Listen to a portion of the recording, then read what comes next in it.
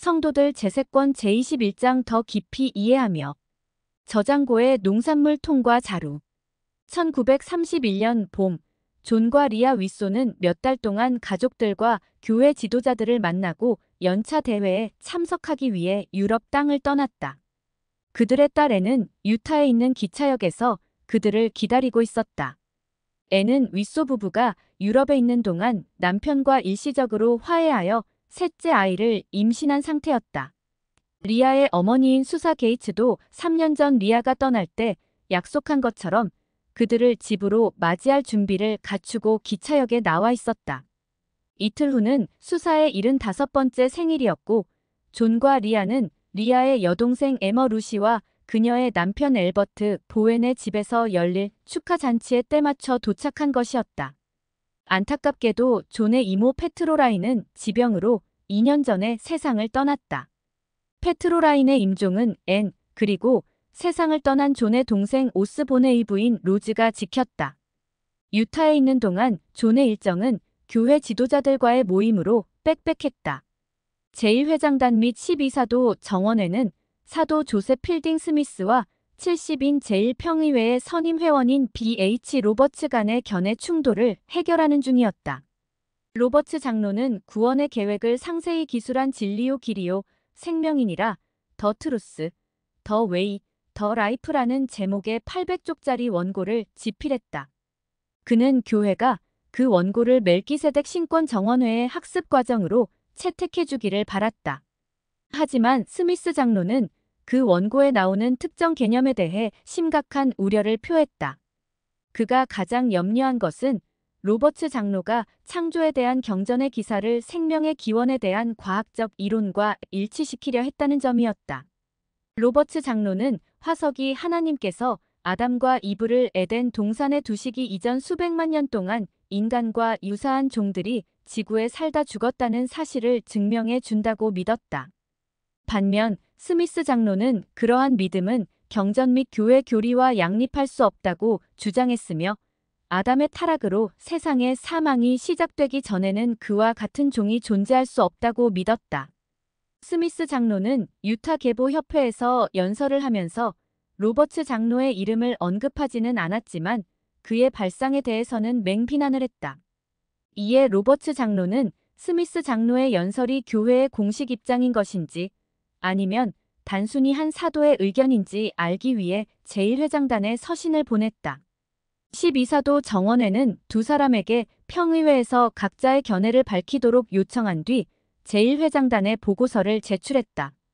제1회장단은 분쟁의 양측 주장을 신중히 검토하고 해결책을 찾기 위해 기도를 드렸다. 이것은 얼마 전에 과학과 종교를 조화시키는 것에 관한 책을 냈던 존 역시도 심사숙고해 온 문제였다. 그는 젊은 성도들이 새롭고 현대적인 사상 속에서 예수 그리스도에 대한 신앙을 키울 수 있도록 교회 지도자들이 도와야 한다고 믿었다. 많은 종교인이 사실과 해석을 혼동하기 때문에 과학을 경계한다는 것이 그의 판단이었다. 과학적 이해는 바뀌기 마련이고 기도 및 계시와 같은 종교적 개념을 간과하는 경우가 많기 때문에 그는 과학에만 의존해서 논란을 해결하는 방식을 꺼렸다. 또한 그와 동시에 계시 및 성스러운 기록의 배경과 문맥을 고려하지 않은 경전 해석에 의존하는 것도 마찬가지로 경계했다. 존은 사도 멜빈 제이 벨라드에게 개인적으로 이렇게 말했다. 가장 현명한 방안은 지난 수년간 해왔던 대로 하는 것이라고 생각합니다. 확립되고 확증된 모든 사실은 받아들이고 우리 신앙의 근거를 이론에 두는 일은 피해야 합니다. 그 이론이 과학적인 것이든 신학적인 것이든 말입니다. 연차 대회 다음 날인 4월 7일 제1회장단은 분쟁을 해결하기 위해 12사도 정원회와 그 밖의 총관리 여건들을 소집했다. 제1회장단은 스미스 장로와 로버츠 장로 둘 다 그 문제에 대한 논쟁을 중단해야 한다는 견해를 밝혔으며 존은 그들의 말에 귀를 기울였다. 양측 모두 경전, 그리고 교회의 일에 관한 저명한 인물들의 진술을 주장의 근거로 삼고 있습니다. 둘 다 자신의 견해를 뒷받침하는 확실한 증거를 제시하지 못했습니다. 제1회장단은 조셉 스미스의 다음 가르침을 상기시켰다. 첫째 원리를 선포하십시오.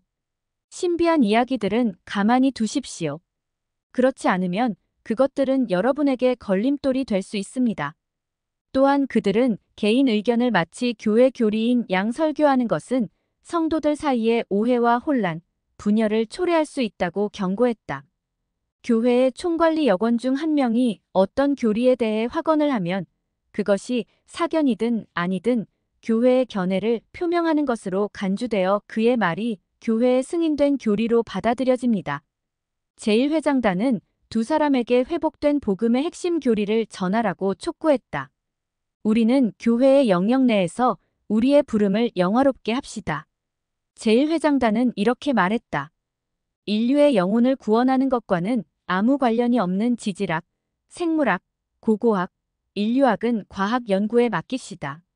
제1회장단은 1909년에 당시 제1회장단이 발표한 성명서 인간의 기원에서 표명한 것 외에는 생명의 기원에 대한 어떠한 말도 덧붙이지 않았다. 존 역시 제1회장단의 이러한 발언을 통해 이 문제를 말끔히 정리할 수 있었다. 존과 로버츠 장로, 스미스 장로를 포함한 그 밖의 교회 지도자들은 그 결정을 지지했고 아담이 있기 전에 인간과 유사한 생명체가 있었는지에 대한 문제는 공개적으로 논의하지 않기로 하는데 동의했다. 하지만 로버츠 장로에게는 여전히 진리요 길이요 생명이니라 원고에서 그 주제를 빼버리는 것이 견딜 수 없는 일이었다. 결국 그는 원고를 출판하지 않고 한쪽에 치워놓았다. 그해 말 남아프리카의 케이프타운에서 윌리엄과 클라라 데니얼스가 다른 10여 명의 후기 성도들과 함께 부르는 찬송 소리가 울렸다.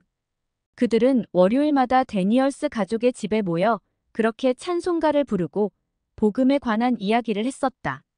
하지만 이날 그들이 그곳에 모인 이유는 사뭇 달랐다. 돈 돌턴 선교부 회장은 이들을 소집하여 특별 대회를 열었다. 클라라가 개회 기도를 드린 후 윌리엄이 자신의 개종 이야기와 소모임을 시작하게 된 이야기를 전했다. 처음에 우리는 몰몬경 준비 참고서 북 어브 모먼 레디 레퍼런시즈를 공부했고 지금은 예수 그리스도를 공부하고 있습니다. 저는 복음에 대해 많은 지식을 얻었습니다. 그리고 저는 많은 사람에게 복음에 대해 많은 것을 이야기해 줄 수 있습니다. 클라라도 간증을 전하며 자신이 교회의 회원인 것에 대해 감사를 표했다. 우리가 굳건히 남을 수 있도록 주님께서 도움을 주시기를 희망합니다. 다른 몇 사람들의 간증이 전해진 후 돌턴 회장이 말씀을 했다. 저는 주님께서 이 사업의 선두에 계심을 확신합니다. 그리고 우리가 계명대로 생활한다면 주님은 모든 것을 주실 것입니다. 그는 몰몬경에 나오는 야렛의 형제에 대해 이야기했다. 야렛의 형제는 주님께 매우 가까이 다가간 삶을 살았기에 그분은 그에게 아무것도 숨기실 수 없었다. 우리에게도 그런 일이 일어날 것입니다. 돌턴 회장은 이렇게 간증했다. 저는 제가 충실하다면 놀라운 일들을 보게 되리라는 것을 압니다. 돌턴 회장은 모브레이 지부의 일부 회원들이 데니얼스 가족과 같은 혼혈 회원들을 대하는 방식에 대해 여전히 걱정하고 있었다. 제1회장단은 그에게 이러한 사안을 다룰 때는 모든 성도의 감정을 배려해야 한다는 조언을 전했다. 그들은 서신을 통해 교회의 흑인 회원과 백인 회원들의 마음이 상하지 않도록 인종 갈등 문제를 매우 신중하게 다루어야 한다고 말했다. 윌리엄의 충실함을 알고 존경하는 돌턴 회장은 그의 노력이 공식적으로 인정받을 수 있기를 바랐다. 돌턴 회장은 이 특별 소모임에서 다음과 같이 발표했다. 저는 이곳에 지부가 조직되어야 한다고 느낍니다. 데니얼스 형제님은 특정 과업을 수행할 수 있는 특권을 누려야 합니다. 그의 근면함이 장벽을 무너뜨릴 것이고 그는 이스라엘의 지도자가 될 것입니다. 돌턴 회장은 윌리엄을 지부 회장으로, 클라라를 상호 부조회 회장으로, 그들의 딸 앨리스를 상호 부조회 서기 겸 지부 서기로, 그들의 친구 에머 비어를 클라라의 보좌로 부름을 주었다. 돌턴 회장은 윌리엄의 머리에 손을 얹고 새로운 부름을 위해 그를 성별했다. 하지만 신권 성임은 없었고 따라서 윌리엄은 성찬을 집행하거나 지부 회원들을 부름에 성별할 수는 없었다. 그러나 이 새로운 책무는 그에게 교회에서 봉사하고 성장할 더 큰 기회가 될 것이었다. 저는 이 지부의 명칭을 무엇이라고 해야 할지 생각해 보았습니다. 돌턴 회장은 이렇게 말했다. 사랑의 지부가 이 지부의 명칭이 되어야 한다고 생각합니다. 그 다음 월요일 모임에서 윌리엄은 클라라와 지부의 새로 부름받은 지도자들에게 그들의 새로운 책무에 대한 생각을 이야기해 달라고 요청했다. 클라라가 말했다. 좀 어렵긴 하지만 주님께서 상호 부조회를 처음으로 시작한 자매님을 도와주셨듯이 제가 하는 일도 도움을 주실 것이라고 생각합니다. 윌리엄과 클라라는 지부의 지도자로서 모브레이 지부의 백인 방문객들과 함께 지부 모임에 참석하는 선교사들을 지속적으로 보살폈다. 윌리엄은 또한 앨리스에게 모임 기록을 세심하게 작성하여 그 사본을 솔트레이크 시티로 보내게 했다. 그는 사랑의 지부가 기억되기를 바랐다. 미국에 사는 13살 소년 폴 방은 1932년 2월 14일에 신시내티 지부의 새로운 집사가 되었다. 그 나이의 소년들은 1800년대 후반부터 아론 신권을 받았는데 당시 집사들은 가난한 사람들을 위해 뗄나무를 패고 집회소 난방을 위해 불을 지피고 와드와 지부에서 여러 가지 봉사 활동을 했다. 청남들을 신권 직분에 성임하는 일이 일반화된 것은 20세기 초반에 조셉 F. 스미스 회장이 아론 신권의 개혁을 시작하면서부터였다. 그 이후로는 어린 집사들도 지부와 지부 모임에서 더 큰 역할을 하기 시작했다. 이제 폴은 예배당과 경례를 관리하는 것 외에도 성찬을 전달하고 금식 헌금을 모으고 지부 회장에게 메시지를 전달하고 과부와 궁핍한 성도들을 도울 수 있었다. 교회의 다른 집사들과 마찬가지로 그도 신앙개조의 각 조항을 이해하고 설명하며 지혜의 말씀에 순종하고 개회 및 폐회 기도를 하고 11조를 내고 아론 신권의 회복에 관한 이야기를 알아야 했다. 하지만 이 새로운 책무들 중에는 폴에게 당장 시행할 기회가 주어지지 않은 것들도 있었다. 수십 년 동안 성찬은 성인 남성들이 전달했었다. 그래서 교회 전역의 많은 사람은 그 역할을 소년들에게 맡기는 것을 불안해했다. 신시내티에서는 항상 2명의 성인 남성이 성찬을 축복하고 전달했는데 때로는 폴의 형인 크리스와 헨리가 그 책무를 수행했다. 사실 새로운 신권 책무로 바쁘게 지내지 않는다 해도 폴은 잡화와 식료품을 판매하는 부모님의 상점에서 해야 할 일이 많았다. 그는 그곳에서 일하는 것을 좋아했다. 가게는 매일 아침 6시에 문을 열고 밤 11시가 되어서야 문을 닫았다. 폴은 계산대 일을 보고 선반을 채우고 정돈하고 나무 바닥을 쓸고 기름칠을 했다. 형 크리스가 고기를 자를 때는 폴이 바닥에 떨어진 지저분한 것들을 빨아들여 줄 톱밥을 뿌렸다. 크리스가 고기 자르는 일을 다 마치면 철제 솔로 도마를 문질러 닦는 것도 폴의 몫이었고 방과 후에는 주문받은 물품을 상자와 바구니에 싣고 동네를 다니며 배달도 했다. 경제 불황이 닥쳤을 당시 신시내티에서는 건설 붐이 한창이었고 약 180m 높이의 고층 건물과 거대한 기차 종착역 공사가 막 시작된 시점이었다. 이런 대규모 공사와 다양한 지역 경제 덕분에 신시내티는 최악의 위기에서도 살아남을 수 있었다. 그러나 임금은 하락하고 실업률은 높이 치솟았다. 방 가족은 그들과 같은 백인 이민자들이 아프리카계 미국인, 유대인, 그 외 여러 민족과 함께 살고 일하고 놀고 공부하는 가난한 동네에 살았다. 도시가 불경기로 들어서자 방 가족의 상점을 찾던 고객들 다수는 이제 식료품과 잡화를 살 만한 여유가 없었다. 그러나 폴의 아버지는 그런 고객들을 외면하지 않고 종종 상점 물품을 나누어 주거나 외상으로 주었다. 하지만 그런 친절과 관대함이 무색하게 대공황으로부터 가업을 안전하게 지켜낼 수 없었던 그는 1932년 4월에 파산 신청을 했다. 그럼에도 불구하고 그는 가게를 폐업하지 않았으며 이웃들에게 계속해서 도움을 주었다. 신시내티 성도들은 경기 침체를 잘 헤쳐나갔다. 바로 얼마 전에 감리 감독단은 교회 전역의 지부와 와드에 아론 신권 소유자들의 활동을 장려하기 위한 목적으로 해마다 아론 신권의 회복을 기념할 것을 요청했었다. 1932년 5월 15일의 신시내티 지부에서도 최근에 성임된 4명의 제사 모두 19세 이상과 성찬식에서 아론 신권의 역사와 성장에 관한 말씀을 전했다. 지부 회장인 찰스 앤더슨은 평상시와 같이 성찬식 마지막에 말씀을 전했다. 폴은 그 프로그램에서 적극적인 역할을 하지는 않았지만 앞으로 더 많은 봉사 기회를 얻게 될 것이었다. 지부 참석자가 50명을 넘는 경우는 드물었기에 어떤 모임에서든 폴의 부모님이나 형 또는 누나 중 한 명이 말씀을 하거나 합창단에서 노래를 부르거나 기도를 하거나 그 밖의 일을 할 가능성이 많았다. 사실 폴의 형 헨리는 지난 4주 동안 3번의 성찬식에서 폐회 기도를 했으며 폐회 기도를 하지 않은 날에는 말씀 순서를 맡아 했다. 폴도 방가족의 일원이었으므로 그도 언젠가 지부 모임에서 임무를 맡게 될 것이었다. 한편 세계가 대공황의 수렁으로 점점 더 깊이 빠져들자 유타의 상호부조회 사회복지사 에블린 호지스는 걱정거리가 많아졌다. 한때 일할 필요 없이 집에 함께 있자고 간청했던 그녀의 아버지도 로건의 농장에서 경작한 농산물이 팔리지 않아 재정적 어려움을 겪고 있었다. 에블린은 아버지에게 교회 및 주정부 보조금 신청 방법을 알려줄 수 있었지만 그는 보조금을 받을 생각이 없었다. 대공황이 시작될 때 그는 에블린에게 이렇게 말했다. 나는 일자리를 구할 수 있어. 분명 일자리를 구할 수 있을 거다. 하지만 에블린은 그 말을 믿지 않았다. 그녀가 매일 솔트레이크 시티에서 상대하는 사람들도 똑같이 말했기 때문이다.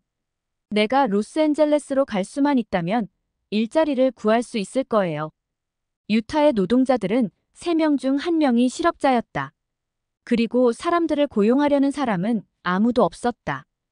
에블린은 캘리포니아나 미국의 다른 어느 곳도 상황이 별반 다르지 않다는 것을 알았다. 에블린은 어느 곳이나 일자리가 부족하다는 사실을 설명하려 했지만 그녀가 담당하는 몇몇 가족들은 그 말을 믿지 않았다.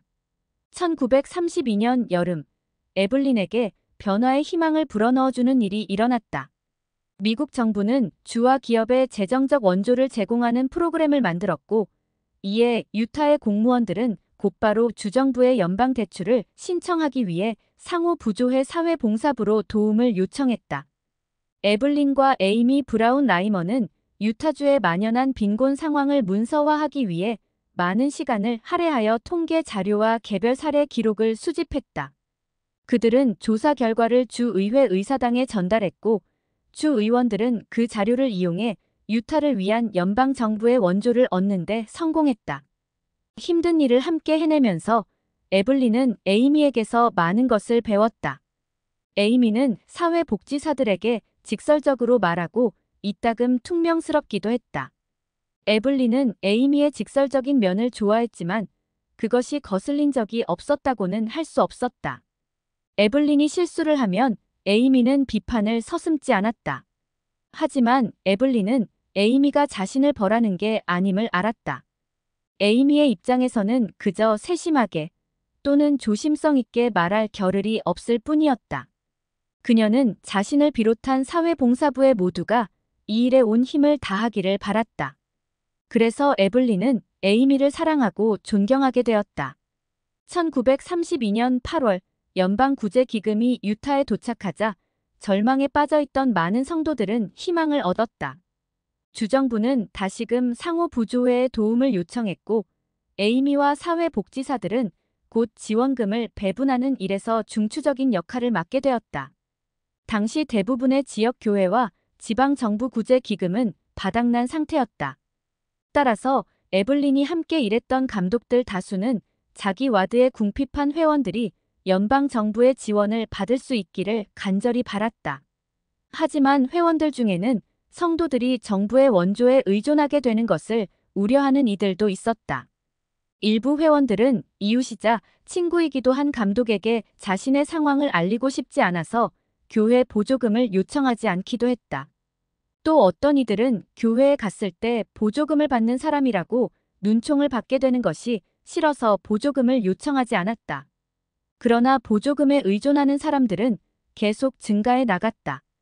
미국의 정부 지도자들은 경제 붕괴를 과소평가했고 그들이 제공한 자금은 미국인들을 영구적으로 구제할 수준이 못 되었다. 경제는 계속해서 급락하며 희망을 앗아갔다. 직장과 집을 잃는 사람들이 날마다 늘어났다. 에블린은 작은 집에서 두세 가족이 함께 사는 사례를 자주 보았다. 그녀의 가족에게 닥친 어려움도 여전했다. 가족을 부양하기 위한 노력이 실패로 돌아가자 에블린의 아버지는 부동산 일부를 매물로 내놓기까지 했으나 사려는 사람이 없었다. 마침내 그는 매달 에블린의 수입에서 $30씩 도움을 받기로 했다. 그는 딸의 도움에 안도했다. 에블린은 악화되는 대공황 속에서 솔트레이크 시티의 궁핍함이 더욱더 심해지는 것을 지켜보았다. 그러나 그런 가운데서도 그녀는 이 지역 사회 내에서 더 큰 동정심과 성장의 기회를 보았다. 에블린은 사람에게 필요한 도움이 무엇인지를 더 깊게 이해하며 이 어려움을 헤쳐 나간다면 이번 고통을 발판 삼아 더 나은 사회가 될 수 있을 것이라고 믿었다.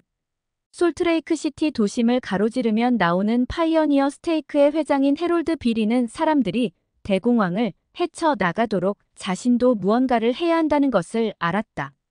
당시 33살이었던 그는 교회에서 가장 젊은 스테이크 회장 축에 속했고 따라서 그 직책에 있는 다른 이들에 비해 인생 경험이 많지 않았다.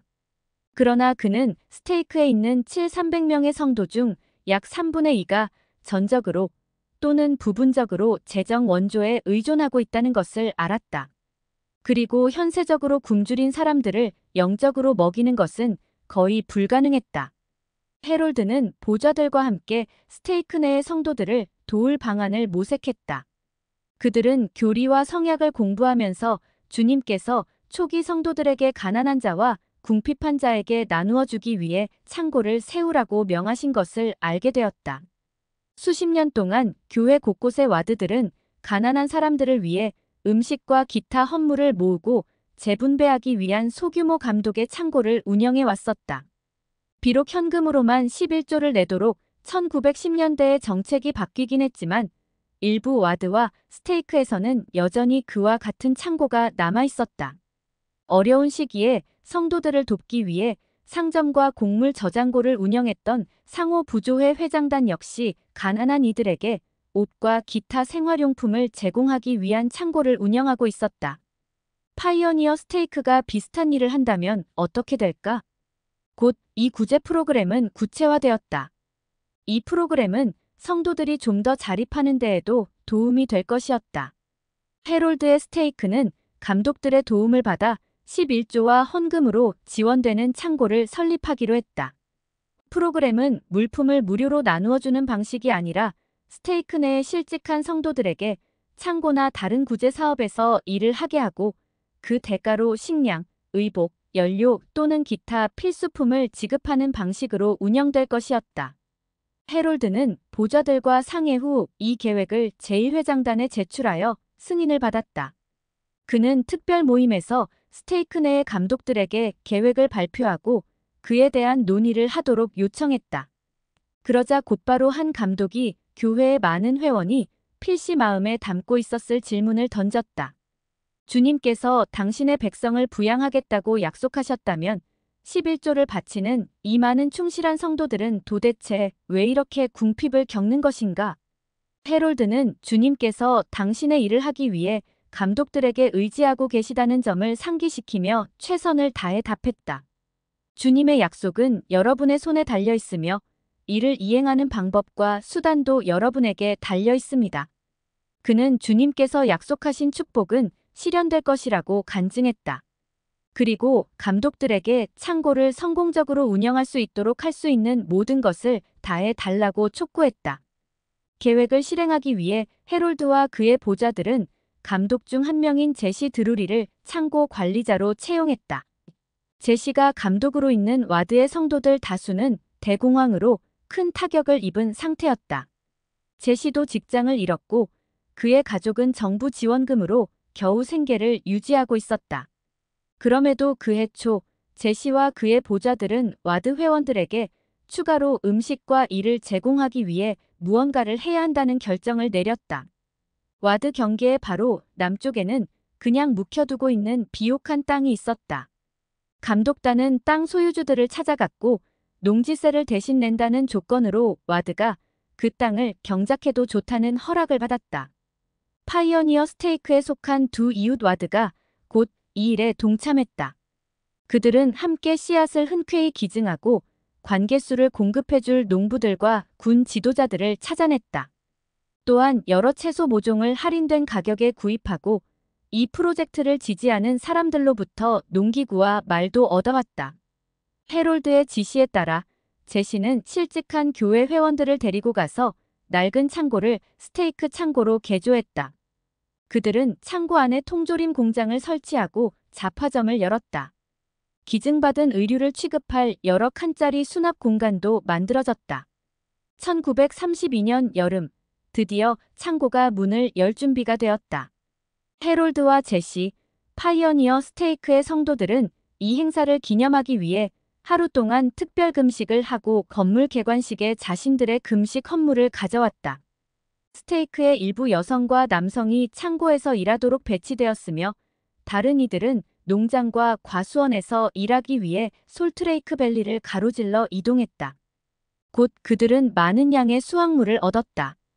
복숭아 수백 통, 감자와 양파 수천 자루, 체리 수천 톤 등 많은 양의 작물이 수확되었다. 스테이크 회원들은 노동에 대한 대가로 수확물에서 각자의 몫을 받았다. 수확물은 그러고도 풍족하게 남아서 상호 부조에는 잉여 농산물 일부를 다가올 겨울철에 대비하여 통조림으로 만들었다. 여성들은 헌 옷을 수선하고 헌 신발을 모으는 등의 일로 노동력을 제공하고 보존이 가능한 필수품들을 받았다. 그 해가 끝나갈 무렵 해롤드는 주님께서 파이어니어 스테이크의 성도들을 축복하고 계신다는 것을 알 수 있었다. 그들 중 많은 이가 지난 1년간 역경을 겪었지만 그들은 하나님께서 고난을 겪는 자신들을 도우실 것이라는 확신으로 변함없이 굳건하게 지냈다. 그에 더하여 그들은 대공황이 초래한 참상에도 불구하고 궁핍한 사람들의 유익을 위해 기꺼이 함께 일할 준비가 되어 있었다.